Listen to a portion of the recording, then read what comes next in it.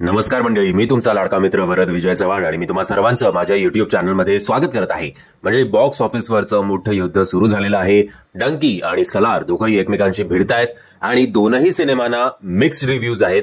काही लोकांना तो सिनेमा खूप आवडतोय, काही लोकांना तो सिनेमा अजिबात आवडत नाहीये. बट ॲज एक्सपेक्टेड की आपण आधीच प्रेडिक्ट केलं होतं की डंकी या सिनेमाला काही असं मोठं ओपनिंग मिळणार नाहीये. वर्ड ऑफ माउथनी हा सिनेमा हळूहळू कॅच करेल. आता बॉक्स ऑफिसवरचे जे काही आकडे आपल्या समोर आले आहेत त्याच्यावरनं असंच वाटतंय की हा cinema slow and steady wins the race अशा पद्धतीने पुढे पुढे सरकेल. बट फ्रायडेला जो काही आपल्याला -29.79% ड्रॉप बघायला मिळालेला आहे डंकीच्या कलेक्शनमध्ये, जस्ट बिकॉज सलार त्या दिवशी रिलीज होत होता, तो हे आत्ता तरी चिंताजनक आहे डंकीसाठी. एकदा बघून घ्या की पहिल्या दिवशी, रिलीजच्या पहिल्या दिवशीच म्हणजे गुरुवारी, डंकी या सिनेमाने किती कोटींची कमाई केली. तर पहिल्या दिवशी या सिनेमाने कमवले होते साधारणपणे 29.2 करोड रुपीज.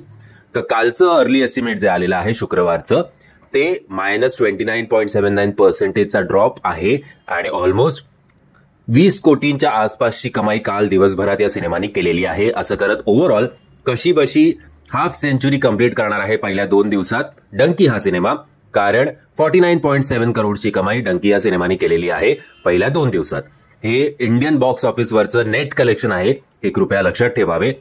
आता बघूया काल दिवसभरात ऑक्युपन्सी वाईज किती ऍव्हरेज होतं डंकी या सिनेमाचं.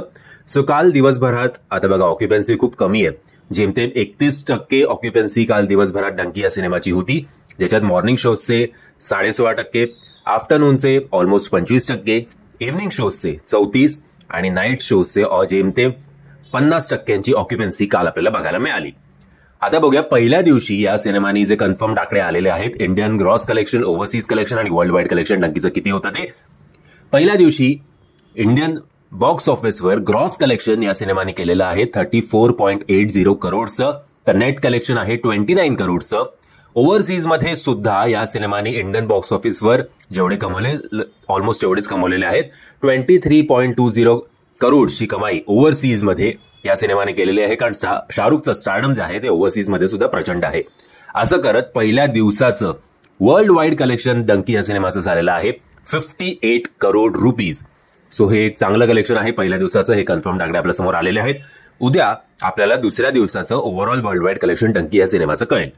आता बघूया आपल्या डायनोसॉरनी काय भूकंप आणलाय. जसं जुरासिक पार्क मध्ये तो ग्लास हलताना आपल्याला दिसतो, त्याच प्रकारे बॉक्स ऑफिस हललेलं आहे डायनोसॉरच्या एंट्रीने. हालाकी प्रत्येकाला सलार हा सिनेमा आवडलाय असं नाहीये. अपेक्षाभंग खूप जणांच्या झालेल्या आहेत, इन्क्लुडिंग मायसेल्फ.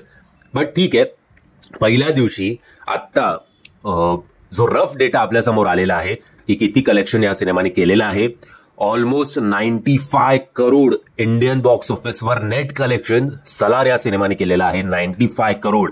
आणि हा रफ डेटा जरी असला तरी फार फार तर 2-3 करोड मागे जातील कदाचित. पण 90+ करोडची कमाई आरामात या सिनेमाने केलेली आहे, ज्यात 95 मधनं फक्त तेलुगू स्टेटमधनं आलेले आहेत 70 करोड रुपीज.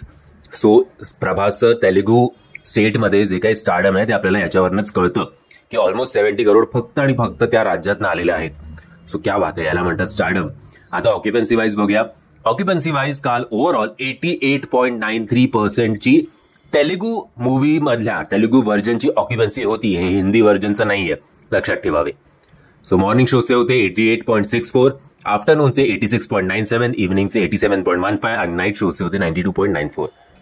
सो आरामात काल वर्ल्ड वाईड कलेक्शन जे आपल्यासमोर उद्या येईल कन्फर्म आकडे, ते 150 किंवा 160 कोटी पहिल्या दिवसात सलार या सिनेमाने कमवले देखील असतील. आणि म्हणूनच जे आपण ऐकतो की प्रभास 100 कोटी किंवा 150 कोटी चार्ज करतो, कारण त्याला माहिती आहे की एकाच दिवसात ते त्याला प्रोड्युसरला रिटर्न मिळणार आहे आणि मग सिनेमाचं नशीब जे काय आहे ते. म्हणजे या 2 सिनेमांपैकी तुम्ही कुठला सिनेमा बघितला आणि तुम्हाला कुठला आवडला किंवा नाही आवडला हे कमेंटच्या माध्यमातून कळवा. आणि जर तुम्हाला हा व्हिडिओ आवडला असेल तर प्लीज या व्हिडिओला लाईक, शेअर आणि चॅनलला सबस्क्राईब करायला विसरू नका. जय हिंद, जय महाराष्ट्र.